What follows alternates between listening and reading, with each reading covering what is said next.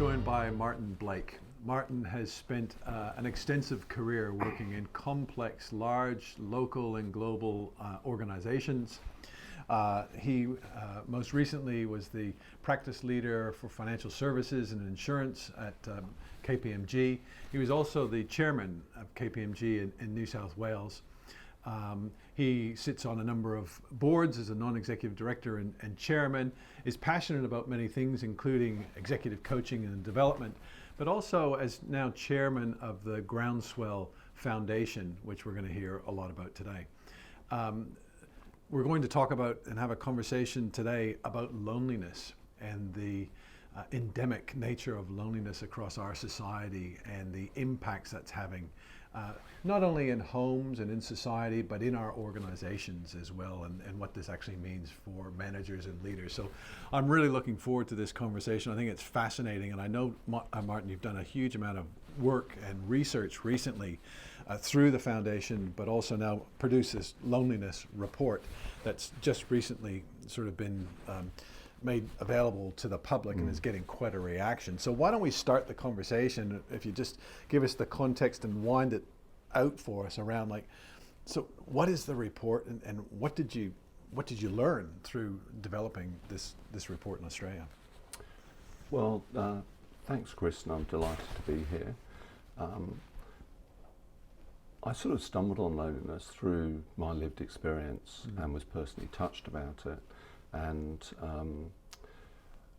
I spent 5 months of the year this year in London, and as part of my trip to London, I spent time with the Minister for Loneliness in the UK and the Department for Tackling Loneliness, and they've actually had a department for over 10 years focused on loneliness, and I was quite intrigued and fascinated to find out what they're up to, and they were generous enough to share all their insights in terms of the policies that they had developed, the data that they collected, what worked, what didn't work.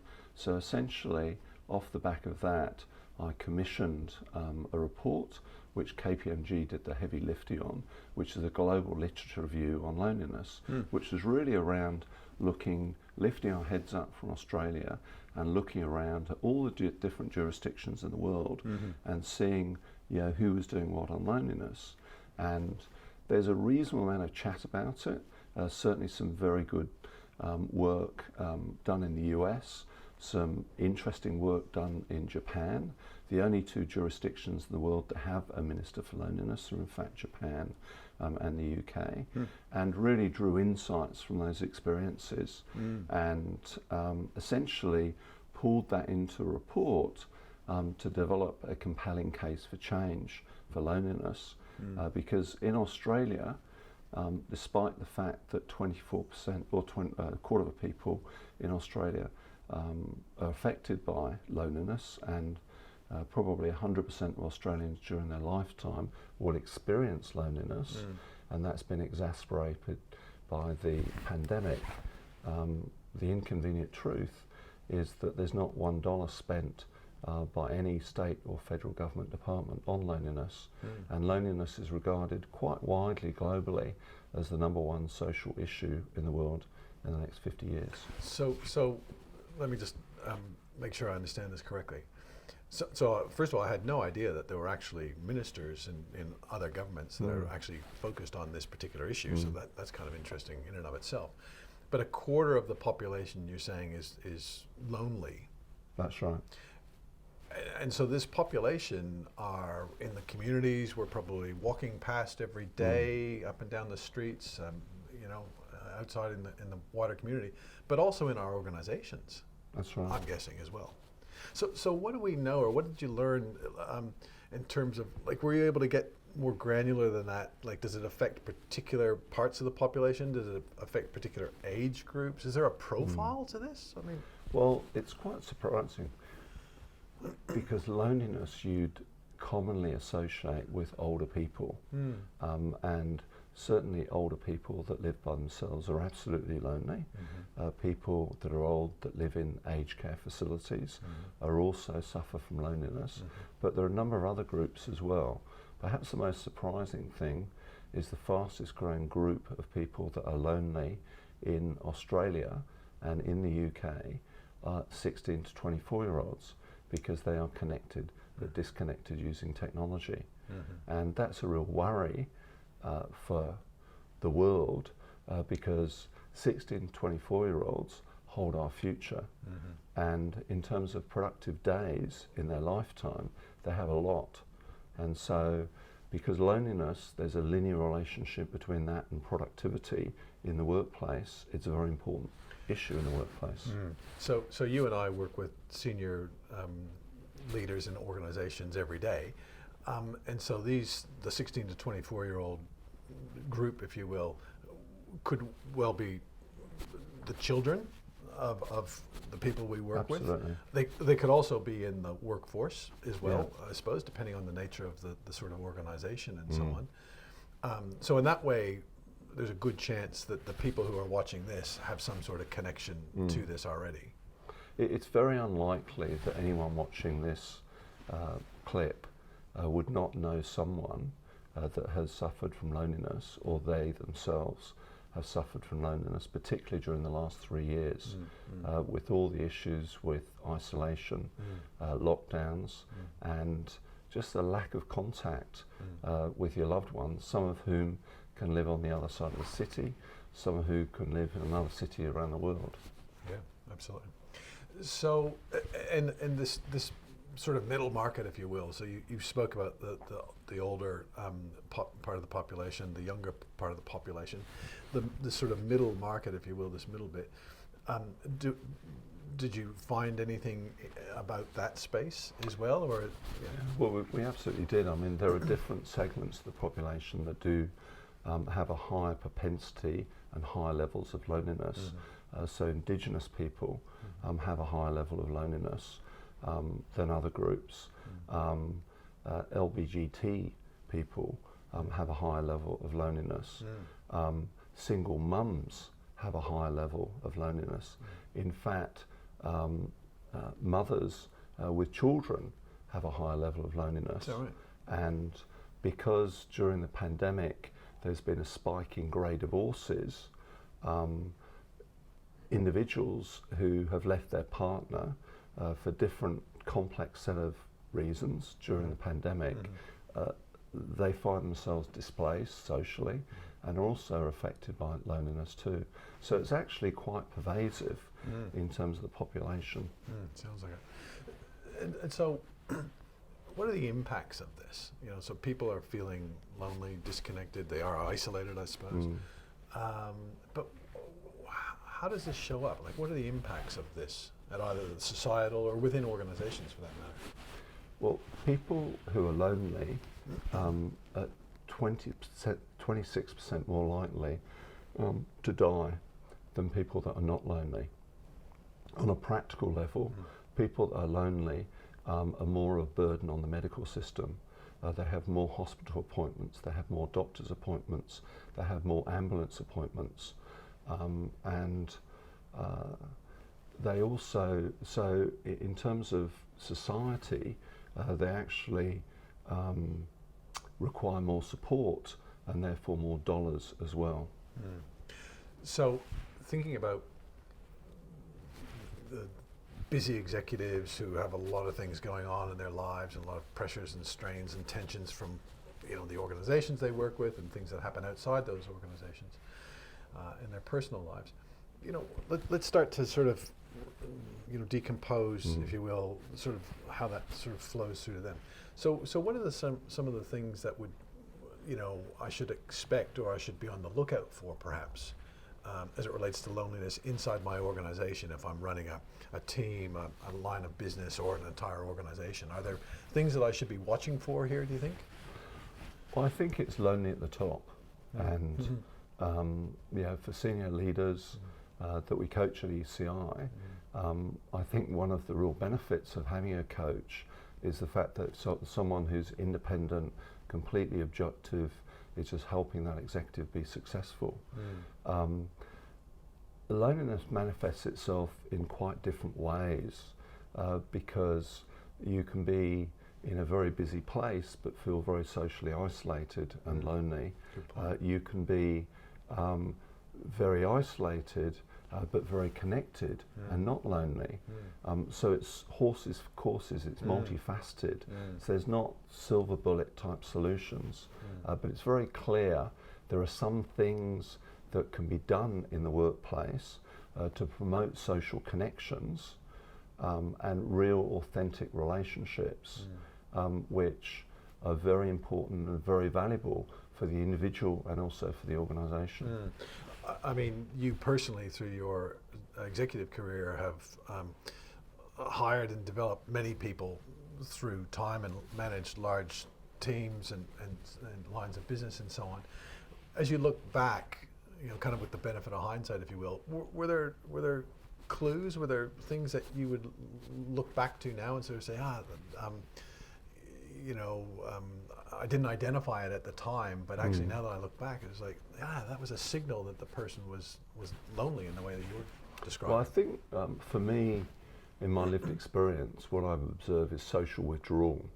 So people that are more reserved in meetings, that don't necessarily speak up, and as a leader, ensuring that everyone has the opportunity to contribute to a conversation, so it's very inclusive in terms of its nature, and ensuring that as you pull together teams, that you've got a real balance of age, of gender, of ethnicity, and so you've got multi-dimensional skills that you're bringing into a problem, but you really have to watch out for it. And to be honest with you, a lot of people, particularly men, are extremely good at faking it and masking their loneliness because there's some sort of social stigma associated with loneliness, which people, particularly men, find embarrassing. Interesting. I'm thinking as well, one of the biggest, in fact, it could be the biggest killer of men in Australia at this point is suicide. And you wonder whether a precursor to that might be this. I don't know whether that's a connection you can make or not. But well, certainly with the suicide crisis inventory, which is a global piece of research accepted by physicians all across the world, there are 5 indicators of suicide, and 2 of them relate to social withdrawal. So there is a connection there. There's also a connection, Chris, between mortgage stress and mental health, loneliness and suicide. And unfortunately, Australia distinguished itself by having the highest level of household debt in the OECD and more people per population that have got fixed loans. So it doesn't take a rocket science to work out how that's going to work out in Australia. How did, you mentioned COVID a little bit, but how do you think COVID must have accelerated this to some degree? What are you noticing as you were talking to the people in your network and in work and so on? I mean, are you hearing there's still a hangover from COVID? I mean, are you seeing any further connections with COVID and loneliness? Well, I think the approach that different state governments in Australia took to dealing with the pandemic and social isolation and lockdown has significant consequences that we don't even fully understand now. In Victoria, in Melbourne, the government distinguished itself by having 265 days lockdown, which is more days lockdown than any other city in the world. And I would contend that was for political reasons, not for health reasons. The consequences of that are quite significant, Chris. And so let's widen it out and sort of think about, so as a manager and leader, what are the sorts of things that I should be sort of gleaning from this, if you will? Like, how does this impact potentially the work I do, how my team, organization, line of business functions? I mean, how do we connect those ideas? Well, I think leaders have to be very thoughtful about the composition of their teams and who's working with them, because as we emerge from the pandemic, or as we go through the next wave of the pandemic, as it turns out, there's a reluctance from some areas of the workforce to come back into the office. And the two particular groups that are most resistant to coming back in the office are young mothers with children and people from multicultural backgrounds. And statistically, there are many reports on this, but they're more reluctant to come back into the workforce because certainly for young mothers, it's much more convenient for them to have the flexibility of working from home, and with the cost of childcare in Australia, it gives them more practical options. But one of the unintended consequences of that is that they're not visible in terms of physically in the office. And the old saying, out of sight, out of mind, is something that have to be carefully considered because one very real possibility is those individuals will be overlooked in terms of projects, will be overlooked in terms of opportunities. And in fact, whilst there's a genuine commitment in Australia across business leaders to promote both ethnicity and gender diversity in terms of leaders, there could be unintended consequences that actually goes backwards as a result of this process. So that one, that's a very good point, and that one seems to me that there's a shared responsibility, if you will. You know, the manager and leader has a responsibility to try and be mindful and aware of that, and not accidentally and unconsciously overlook people, because as you say, out of sight, out of mind. But equally, the person who is working but is out of sight and maybe out of mind also has a responsibility to sort of say, hey, hang on, maybe I need to be just more present to create those opportunities, those bump meetings, those, you know, just opportunities to interact and contribute in a different way, rather than as a tile on a screen, perhaps. No, I completely agree with you. I think the other thing that leaders have to be is kind to themselves, and the fact is we are in slightly uncharted waters. We're just moving into the next wave of the pandemic, and you know, COVID is rampant. My wife's got it at the moment. Don't worry, I had a test this morning just to make sure I'm okay. I should sit back. Thanks for telling me now.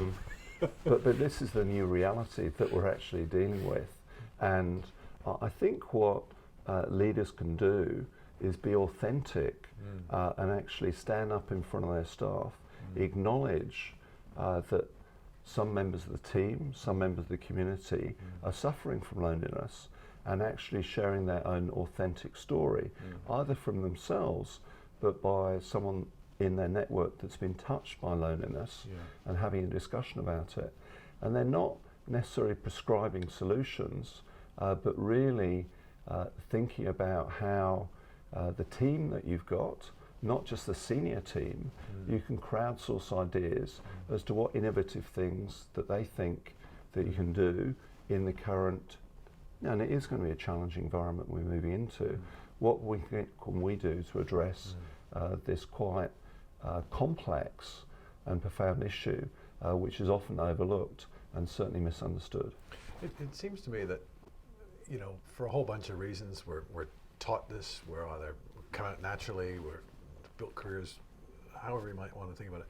But we're not talking about the stuff, the work, the strategy, achieving goals, whatever it is.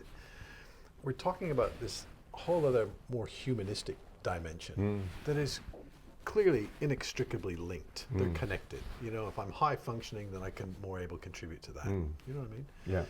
But it sounds to me like what you're saying is, well, there's always that. What we're talking about here in loneliness and the impacts that you've brought to our attention today clearly is really impacting this, and the leader needs to be really tuned into this dimension if they're not already. Absolutely.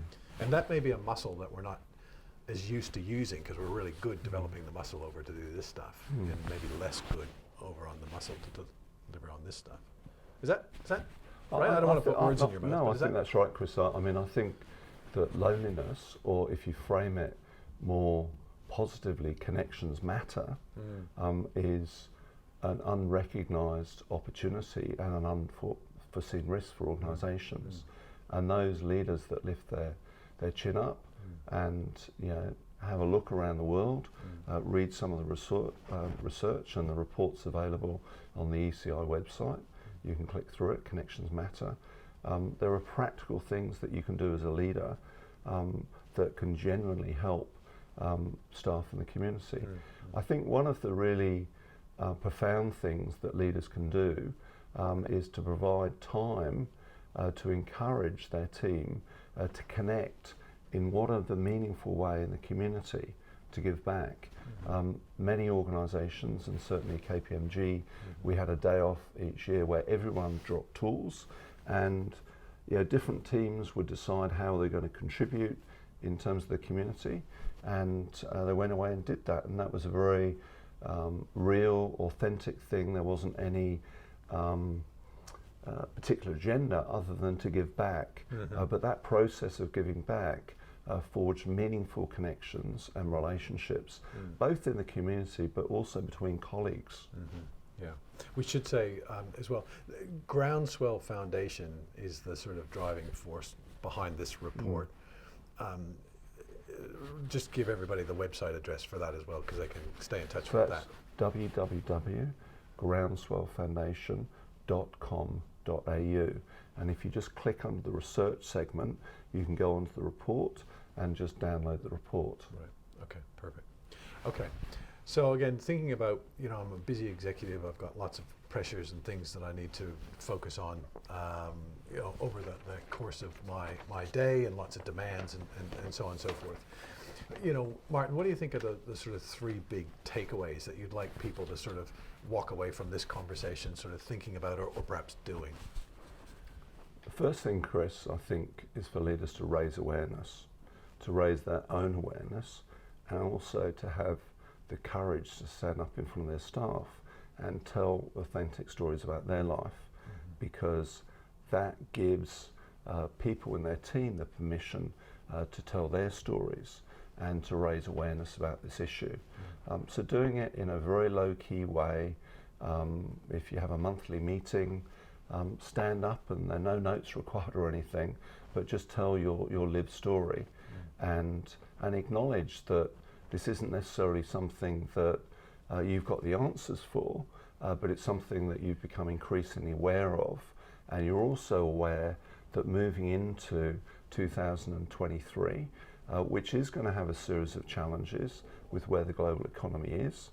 The UK have just announced, the Chancellor of the Bank of England has just announced that the UK are going to have the worst recession they've ever had in the history of the UK, so 2 years in recession.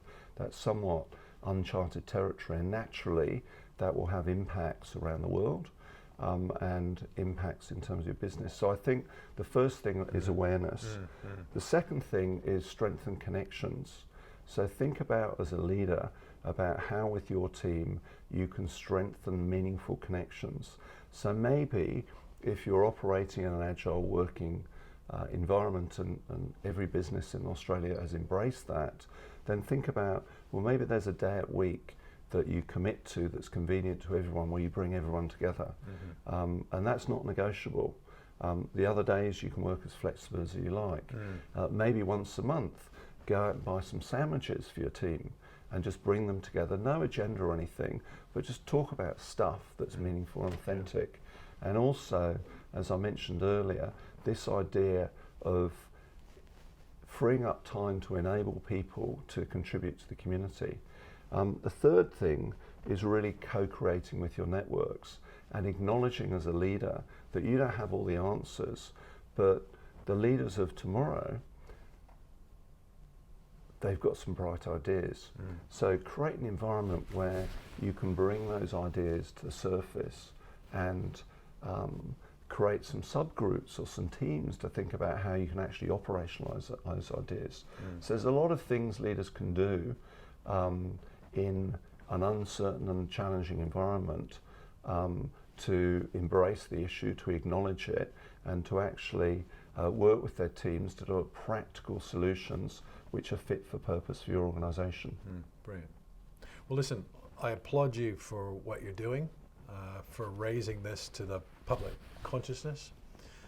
for all the personal energy and effort and time and money, and just you're all in on this issue, and I applaud you for doing that. I'd urge everyone to check out the report and take advantage of that and really immerse themselves in that. I think you've provided some terrific and really practical suggestions for managers and leaders, and clearly this is an important topic to start to work on. And I guess my final rhetorical question is, have you thought about being the Federal Minister for Loneliness in Australia? Anyway, I'll leave you to think about that. Thank anyway, you, Chris. Thank you for joining me this I'll afternoon. put that on a post-it note, come back to it in 2030. Very good. Okay. Thank you, Martin. Cheers. Good.